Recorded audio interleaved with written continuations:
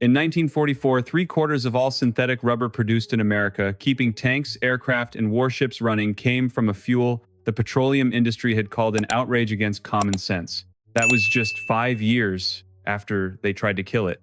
And the moment the war ended in 1945, they dismantled every single one of those plants and made sure you never found out why. They needed it to win the war. They buried it to win the peace. My name is Eli.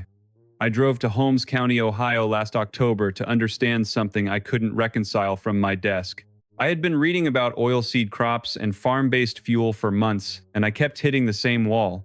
The numbers made complete sense. The history was documented, and almost nobody was talking about it. Holmes County, Ohio. Cold morning. Mist sitting low over the fields. I turned off the main road onto gravel and felt the whole speed of the world drop.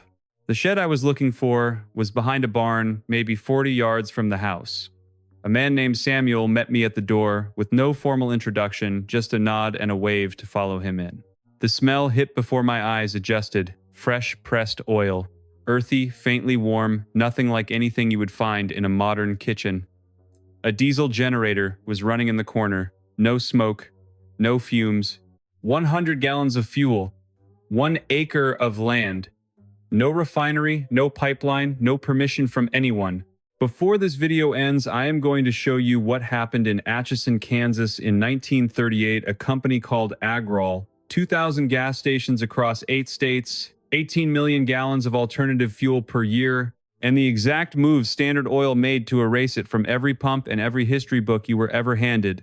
That detail will change how you look at every dollar you have spent at a gas station. Penn State University documented the yield numbers on their own farmland, Cornell published the extraction rates, and a farmer named John Williamson in North Bennington, Vermont has been running diesel equipment on fuel he pressed himself since 2004 inches, one of the coldest states in this country. This system is not new. It was not invented by anyone trying to sell you something, and it grows in your state right now. Think about what you spent on fuel last year. Not a rough guess. The actual number: the average American household spent $3,300 on gasoline in 2023. That is the federal figure.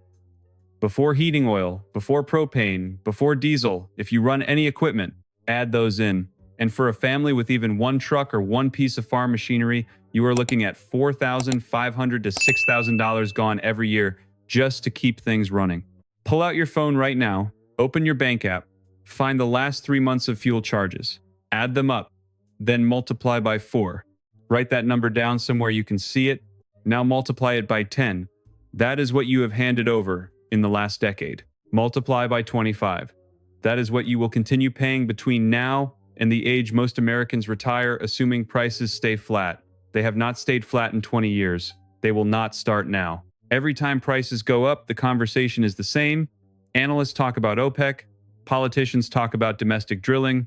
Cable news runs the same segment with different graphics. Then the segment ends. You drive to the pump. The numbers roll. You get back in the car. You have done that. Most of us have done that without ever seriously asking whether the dependency itself was inevitable. It was not. You are not a homeowner in this system. You are a subscription. And like any subscription, the company on the other end is not running a charity. They are running a retention strategy. The question nobody asks out loud is this: what if the system was designed, not discovered? The answer is not in a future technology. It is in a field in Ohio and a building in Kansas that was producing 18 million gallons of alternative fuel in 1938 before someone decided it had to stop. Samuel did not find this system in a magazine. He inherited it. And it is older than any gas station either of us has ever seen. Here is what they do not teach in any energy course I have found at any level. Rudolf Diesel did not design his engine to run on petroleum. He built it specifically to run on vegetable oil. In 1900, at the Paris World Exhibition, he ran a demonstration engine on peanut oil in front of thousands of people. That is documented history. The man whose name you read at every diesel pump never intended petroleum to go near it. 8 years later, Henry Ford released the Model T. That car was engineered from day one to run on ethanol or gasoline, the driver's choice. Ford told the New York Times in 1925 publicly and on record that the fuel of the future would come from fruit, weeds, and sawdust. He had capital committed. He had a working plan. he was not being poetic. Then Alexander Graham Bell, the man who invented the telephone, wrote in National Geographic magazine in 1917 that alcohol was a clean, efficient fuel. Energy independence was achievable, he said, as long as America could grow a crop. He wrote that in 1917. Three of the most credible inventors in American history across 3 decades came to the same conclusion. That is not coincidence. That is a pattern someone eventually decided to interrupt. I did not fully believe the depth of what was suppressed until I went to Holmes County myself. It was a Tuesday. The gravel in Samuel's driveway was still wet from earlier rain, and I was careful not to slip carrying my recorder. He was already at the press when I walked in. No setup prepared for me. Just a man in the middle of his morning. He had started at 6. The bucket under the press already had about 2 gallons of pale gold oil in it, catching the light from the single window. I kept waiting for the complicated part, the step that required equipment I did not own. It never came. Seeds go in one end, oil comes out the bottom, seed cake pushes out the side. That is the entire system. 30 minutes per batch. He had been using the same press for 11 years without replacing a single component. When I asked about the seed cake, he pointed at the horse barn. The meal left after pressing is high in protein. That is what goes to the animals. Cornell University Small Farms published a detailed report on exactly this: oilseed farming in Amish communities.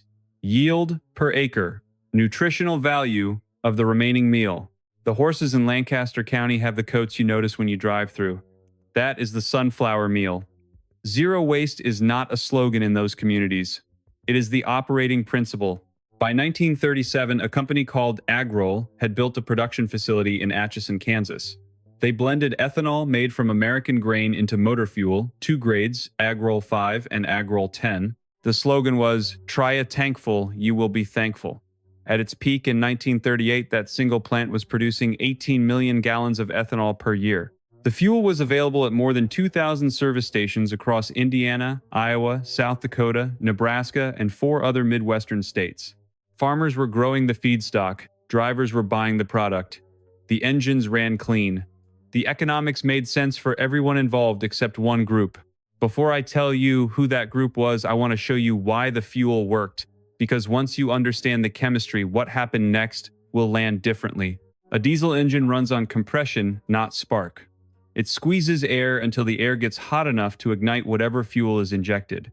The engine has no preference about where that fuel came from. It cares about viscosity, combustion temperature, and energy content. That is all. Think of it like a wood stove. A good stove burns oak, pine, or cherry, whichever has the right energy content and moisture level. The fire has no brand loyalty. Neither does a compression engine. Sunflower seeds contain between 40 and 42% oil by weight. The best oilseed varieties push past 45%. Soybeans, the crop most people associate with biodiesel, sit at 18 to 20% per pound of seed. A sunflower gives you more than double the oil of a soybean. The Farm Energy Extension Program documented sunflower yields as consistently superior for biodiesel production, often double or triple the output per acre compared to soy. 1 acre of oilseed sunflowers in good conditions produces between 1,300 and 2,000 pounds of seed. Press that and you get between 35 and 105 gallons of raw oil from a single acre. A farmer in western Wisconsin documented the high end of that range. 2,000 pounds per acre, 48% oil content, 76% extraction efficiency. That equals 105 gallons of fuel from a single acre. That is not a theoretical model. That is a field result from a real man on a working farm. For cold climate states, Minnesota, Wisconsin, Michigan, Pennsylvania, New York, canola becomes the more practical choice on one specific metric. Penn State Extension confirmed that canola-based biodiesel has a lower cloud point than fuel made from soybeans or animal fats. Cloud point is the temperature at which fuel starts to gel and block your fuel lines. Canola stays liquid when soybean biodiesel would already be compromising your engine on a January morning. Penn State proved this on their own tractors on 70 acres of university farmland in real Pennsylvania winters. 1 bushel of canola seed yields just over 2 gallons of finished fuel. Mythbusters tested this on camera. A diesel car that normally returned 33 miles per gallon on petroleum diesel returned 30 on straight filtered vegetable oil. 3 miles per gallon is the entire gap between your current dependency and partial fuel independence for every diesel machine you own. You can blend 20 to 30% of cold-pressed sunflower oil with standard pump diesel and run it in any diesel engine without a single modification. No conversion kit, no permit. Pour it in and the engine runs. The physics does not negotiate with whoever controls the refinery this week. The chemistry is that simple. The history was that clear. So the only question left, the one sitting in your chest right now, is why you have never heard any of this before. Let me tell you about Standard Oil. John D. Rockefeller built Standard Oil by controlling 90% of American oil refining by 1880. Not by building better products, by systematically eliminating competitors before they could establish a foothold. He bought pipelines, pressured railroads to give him preferential freight rates, and priced rivals out of existence before they could build a customer base. The model was never about quality. It was about making sure quality never got a chance to matter. When Agrol showed up at 2,000 pumps in 1938 with a fuel that worked, Standard Oil did not try to compete on merit. They declared economic war. The tactics are in the congressional record. The National Petroleum Association, funded by Standard Oil interests, publicly labeled ethanol fuel an outrage against common sense. Then they ran a campaign claiming that allowing ethanol at gas stations would turn every filling pump into a potential speakeasy, playing on Prohibition-era anxiety that was still politically raw in the late 1930s. It was calculated, it was funded, and it worked in state legislatures, from Indiana to Nebraska. Between 1,933 and 1,939, the petroleum lobby killed 19 federal bills and 31 state bills on alcohol fuel. Not defeated in open debate, pulled from committee, stripped of funding, and buried. When legislation was not enough to stop, Agrol Standard Oil moved to price dumping. Agrol was selling at 17 cents a gallon. Standard Oil dropped leaded gasoline to 16 cents. Not because it cost that little to produce, because Standard Oil could sustain losses for years. A startup in Atchison, Kansas could not. Here is the detail I want you to sit with for a moment. The fuel Standard Oil was pushing at 16 cents. The product they were losing money on purely to undercut a farm-based competitor was leaded gasoline. They knew lead was toxic. The health documentation existed from the early 1920s. Workers at tetraethyl lead facilities were experiencing cognitive deterioration and dying. The Surgeon General held hearings. The evidence was on record.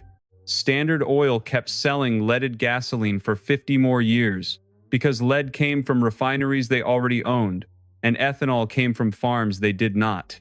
Ethanol would have done the exact same anti-knock job without poisoning a single person. That was precisely the problem with it. A fuel that came from seeds could not be monopolized. By 1939, Agrol closed.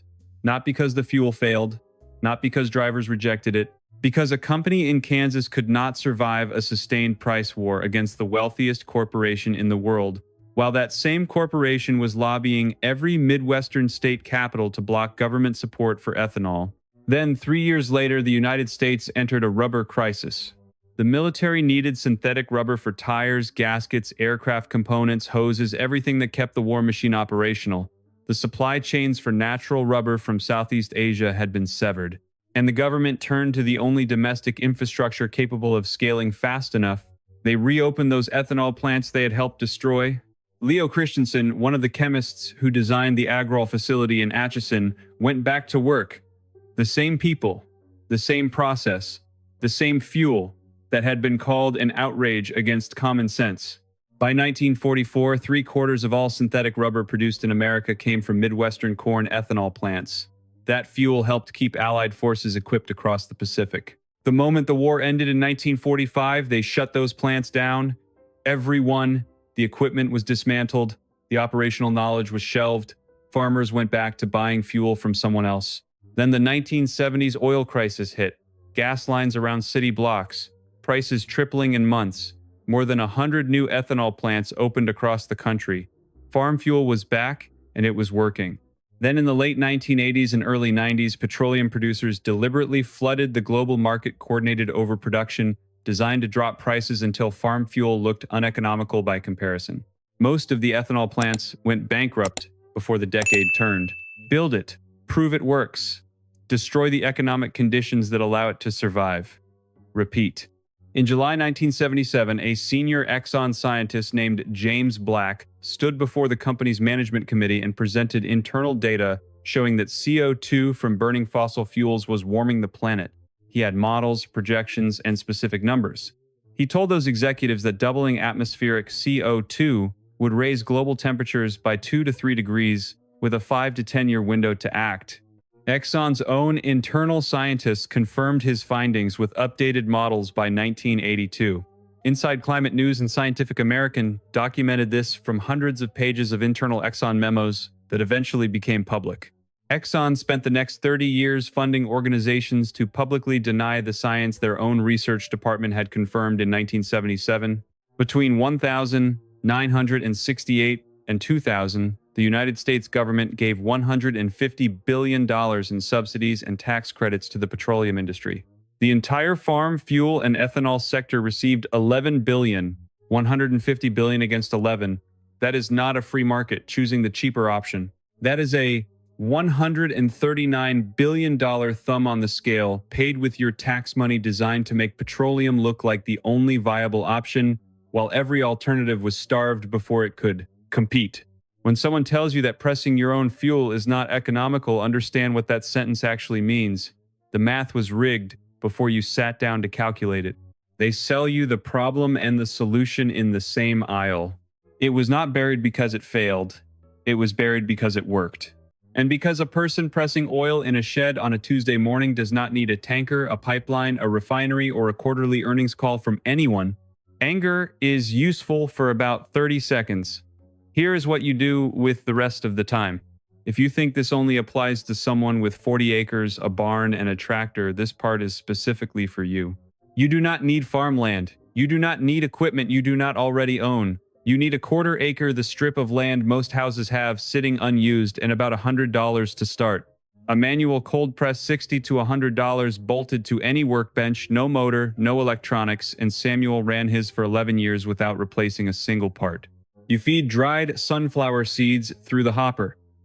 Oil drips out the bottom into a bucket. The seed cake pushes out the other side.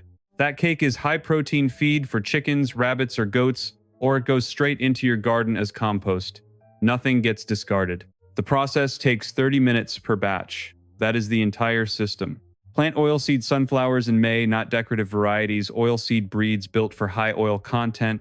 Hybrids exist that mature in under 90 days. A quarter acre along your fence line or a side lot is enough. Most people have that land and are doing nothing with it. Harvest in September when the heads have dried naturally on the stalk. The seeds need to be fully firm and dry before you press them.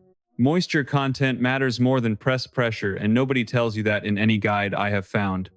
I learned it by ruining my first batch. The seeds were still holding moisture and the oil yield was about a third of what it should have been. I dried them another week and started over. Press in October. Run your batches. The oil that comes out is pale gold and clear if the seeds were properly dry. Store it in sealed containers away from direct sunlight. Cold-pressed sunflower oil keeps for 6 to 12 months under those conditions. Press in fall and you have fuel and lamp oil straight through to the following summer. No refrigeration, no preservatives. Now, the blend that most people refuse to believe until they run it themselves. Mix 20 to 30% of your pressed oil into standard pump diesel. No filtration beyond a basic mesh screen. No conversion kit. No modification of any kind. Pour it in and run the engine. For northern states, Minnesota, Michigan, Wisconsin, Pennsylvania, upstate New York, plant canola alongside or instead of sunflower. Penn State confirmed that canola biodiesel stays liquid at temperatures that would gel soybean biodiesel in your fuel lines in January. 1 bushel of canola seed yields just over 2 gallons of finished fuel. They ran this on 70 acres of university farmland on their own equipment. There is also flax linseed, same plant. Boiled linseed oil preserves fence posts and barn siding, lubricates machinery bearings, and runs in a diesel engine as emergency backup fuel. 1 crop, 3 completely separate uses. The Amish worked that out long before any extension agent wrote it down. All 3 crops, sunflower, canola, and flax, grow across every state in the lower 48. Now here is what I promised you at the start of this video. Atchison, Kansas. 1,938. Agrol is running at 2,000 stations across 8 states. The plant is producing 18 million gallons of ethanol per year. Standard Oil dropped the price of leaded gasoline to 16 cents, 1 cent below Agrol, not because it cost that little to produce, but because Standard Oil could bleed losses for years and a startup in Kansas could not. Within 12 months, Agrol closes. 3 years later, the federal government calls Leo Christensen and his team back to reopen those plants for wartime rubber production. By 1944, 3/4 of all synthetic rubber produced in America is coming out of those facilities. The fuel, Standard Oil, called an outrage against common sense, kept Allied vehicles moving across the Pacific. The war ended. They closed the plants again. Now here is the part of the system most people skip over. 5 families on the same road. Each plants a 1/4 acre. One Saturday afternoon in October, they press together and split the oil 5 ways. Each family walks away with enough fuel and lamp oil to meaningfully cut their energy dependence for an entire winter. The Amish have been doing exactly this, not alone together for generations. Penn State Extension documented that Pennsylvania alone produces 5.5 million tons of cow manure every year. A single dairy cow generates enough organic waste for 40 cubic feet of net biogas per day. A simple anaerobic digester built from a 55-gallon drum produces between 200 and 400 liters of cooking gas per month. That is enough to run a kitchen stove daily without a gas bill. No electricity required, no moving parts. Pennsylvania has 4 of the longest, continuously operating farm-scale digesters in the entire country. They have been running for decades because the system works and it never stops working. John Williamson at State Line Farm in North Bennington, Vermont, started pressing his own fuel in 2004. He farms 40 acres, sunflowers, canola, flax, and mustard. He built a reactor in his bio barn that processes 400 gallons per batch. He averages 75 gallons of biodiesel per acre. His tractor runs on what his own field produces. He has not purchased diesel in over 20 years. Vermont, cold winters, rocky soil. The crop still grows, the engine still runs. That is John Williamson in North Bennington pressing fuel from his own fields for 22 years straight. That is Samuel in Sugar Creek running a generator from a 5-gallon bucket of oil he pressed on a bench that is older than most YouTube channels. This system has existed for over a century. Henry Ford documented it. Alexander Graham Bell wrote about it in 1917. Rudolf Diesel built his entire engine around it in 1900. And in July 1977, James Black sat in front of Exxon's management committee and laid out what their product was doing to the planet with their own data, and the company chose 30 years of denial. It was not buried because it failed, it was buried because it worked. And because a person pressing oil from seeds on a Tuesday morning in a shed in Ohio does not need a tanker, a refinery, a pipeline, or permission from any corporation on Earth, if you are the kind of person who believes that real knowledge does not have to be purchased, you already know what to do next. Subscribe, because the next video is going to matter. Drop your state in the comments right now. One word. Just your state. I am mapping actual yield numbers by climate zone, sunflower, canola, and flax, so you will know exactly how many gallons per acre are realistic on your specific land. I read every comment. The next video is about a building material the federal government defunded in 1937. The same year Agrol opened in Kansas. The same pattern. The same industry. The same reason. When you find out what that material is, who killed it, and what it would have cost you to build with it for the last 80 years, this video is going to feel like the introduction. There is a shed in Sugar Creek, Ohio, with an 11-year-old hand press bolted to a workbench, a 5-gallon bucket of golden oil on the dirt floor, and a diesel generator running in the corner with no smoke and no smell. The exit was always there. It just was not on the map they gave you.